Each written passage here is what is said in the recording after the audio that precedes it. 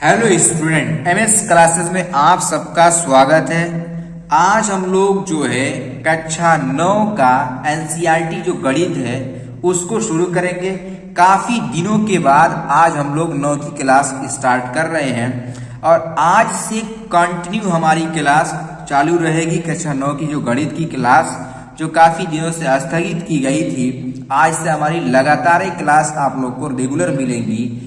तो आप लोग अब जो है अच्छी तरीके से तैयार हो जाइए और भी जो आप लोग क्वेश्चन भी जितना भी करवाया हूँ उसको भी पढ़िए और आज से हम लोग नए नए क्वेश्चन के साथ मिलेंगे। तो आज हमारा जो लेसन हम लोग को पढ़ना है वो निर्देशांक ज्यामिति का है। एनसीईआरटी का जो पोर्शन है निर्देशांक ज्यामिति का, उससे जो हम लोग क्वेश्चन आज हम लोग उसका उदाहरण नंबर 1 करेंगे। अभी मैंने इसमें कुछ आप लोग को इसका इंट्रोडक्शन और एक आध क्वेश्चन जो इसका प्रश्नावली पहला प्रश्नावली था उसको करवा चुका हूँ। तो इसमें हम लोग को जो करना है वो ये है कि पहले एग्जाम्पल हम लोग करेंगे, उसके बाद इसके अभ्यास को जो है समाप्त करेंगे।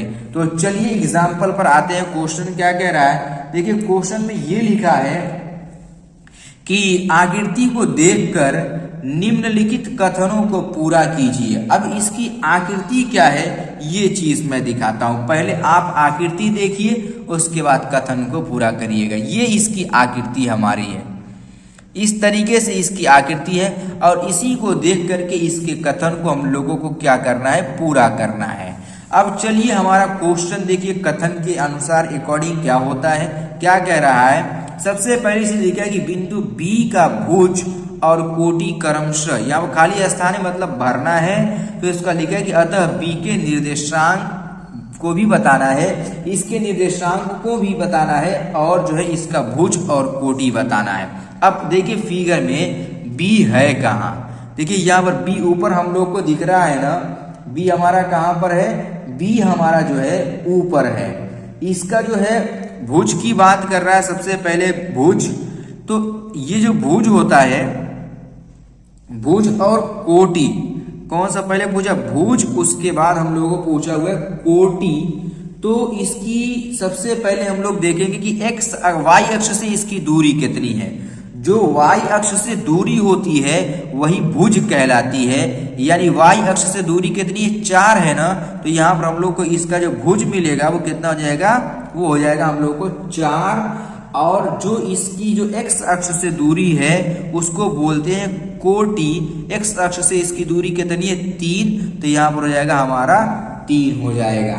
यानी हम लोगों को इसमें जो भुज मिला, एक्स का जो भुज हम लोगों को मिला, एक्स अक्ष का जो दूरी भुज होता है वो भुज कहलाता है। ठीक है, अब यहाँ पर ये वाला भुज हो गया हमारा, ये वाला हमारा कोटि हो गया। अब इसके अलावा इसके आगे पूछा है कि बी के निर्देशांक, यानी बी का निर्देशांक भी बताना है कि बी का निर्देशांक कितना होगा। तो पहले एक्स अक्ष वाले को लिखते कितना आएगा, 4 और हो जाएगा हमारा यहाँ पर 3। तो यहाँ पर जो निर्देशांक मिलेगा वो हो जाएगा 4 और 3। इस तरीके से यहाँ पर हम लोग भर देंगे। ये हमारा हो गया आंसर बस। अब देखो इसका जो दूसरा वाला पोर्शन है वो क्या लिखा है कि बिंदु एम के एक्स निर्देशांक और वाई निर्देशांक क्रमशः, फिर एम का निर्देशांक पूरा लिखना है। अब देखो एम का हमारा, देखो यहाँ पर एम कितना है, एम में हमारा पहले एक्स का निर्देशांक पूछा हुआ है। तो एक्स का निर्देशांक देखिए कितना है, एक्स का निर्देशांक -3 है। तो यहाँ पर पहले -3 हो जाएगा क्योंकि पहले एक्स का निर्देशांक पूछा हुआ है। फिर उसके बाद लिखे वाई के निर्देशांक बताइए। तो वाई का निर्देशांक कितना है, वाई अक्ष पर कितना है, 4 है। तो यहाँ पर हम लोग लिख देंगे कि 4, यानी -3 और 4 इसका निर्देशांक हो जाएगा। फिर उसके बाद क्वेश्चन ये कह रहा है कि एम का जो अब पूरा बिंदु का यानी एम का निर्देशांक बताना है। एम का निर्देशांक यहाँ पर हमारा कितना हो जाएगा, पहले एक्स का लिखते हैं यानी -3 और यहाँ पर रहेगा 4, यानी यहाँ पर हो जाएगा -3 और 4 इसका निर्देशांक हो जाएगा। इस तरीके से जो है हमारा हो जाएगा, ये निर्देशांक हो गया। अब इसके बाद एक और क्वेश्चन इसमें देखिए वो लिखा हुआ क्या है कि बिंदु एल के एक्स निर्देशांक और वाई निर्देशांक क्रमशः और फिर एल का निर्देशांक, बिल्कुल ऊपर वाला क्वेश्चन के अकॉर्डिंग है हमारा। अब देखिए बिंदु एल है कहाँ, बिंदु एल देखिए यहाँ पर है। तो सबसे पहले एक्स का निर्देशांक कितना, -5 और वाई का निर्देशांक देखिए कितना है, -4 हो जाएगा। यानी देखो एक यहाँ पर क्या रहेगा कि -5 और यहाँ पर रहेगा -4, यहाँ पर हमारा कि -5 और यहाँ पर रहेगा -4, यानी इस तरीके से जो हम लोग इसको फिलअप कर लेंगे। ऐसे जो हमारा ये भर दिया जाएगा, ये हमारा हो गया इसका।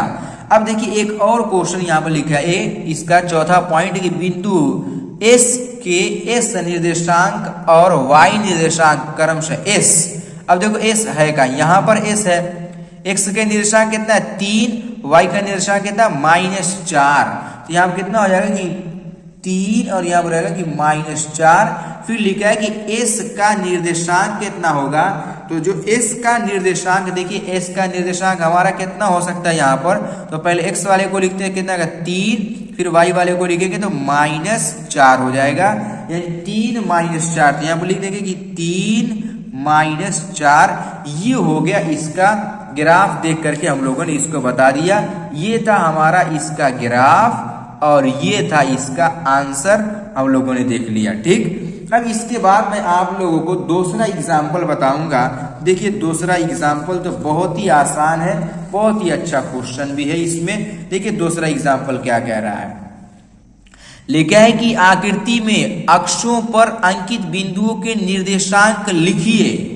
यहाँ पर ये बिंदु दिया हुआ है, ये पूरा ये हमारा संरचना, ये आकृति है, इसके अंदर हम लोग को इसके निर्देशांकों को बताना है कि इसका निर्देशांक क्या क्या होगा। अब देखिए सबसे पहले मैं ए का निर्देशांक लिख रहा हूं, ए के निर्देशांक।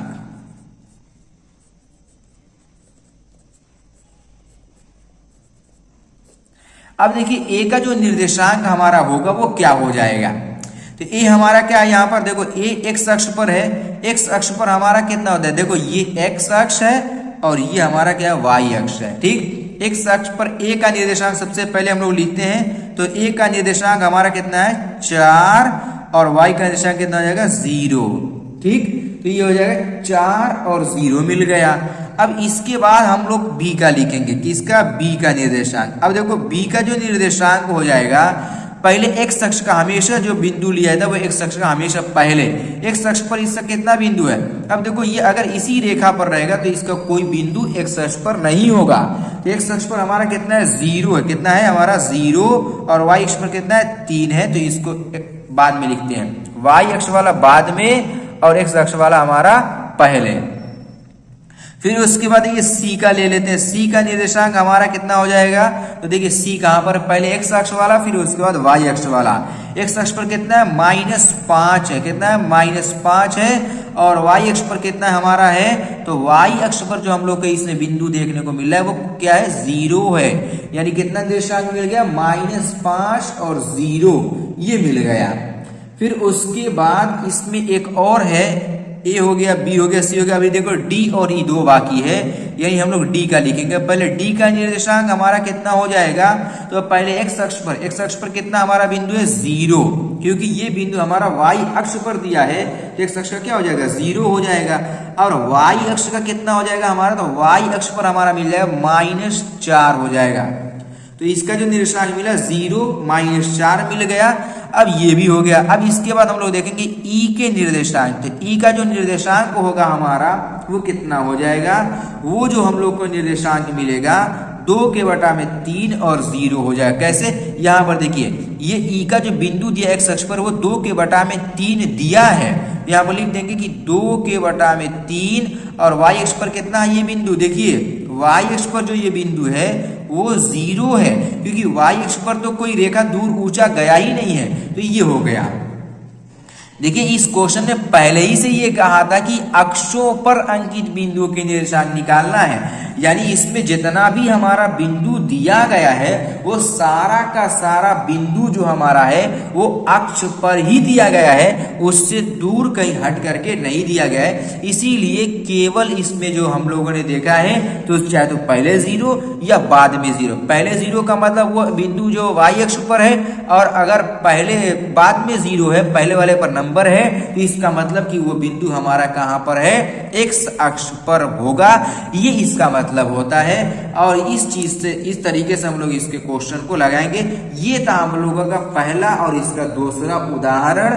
अब इसके बाद हम लोग इसकी प्रश्नावली को करेंगे। तो चलिए जो है मैं अब अगले लेक्चर में आप लोग को इसके प्रश्नावली का क्वेश्चन लेकर के आता हूं और उसको बताता हूं। तो चलिए अब मैं मिलता हूं अगले लेक्चर में।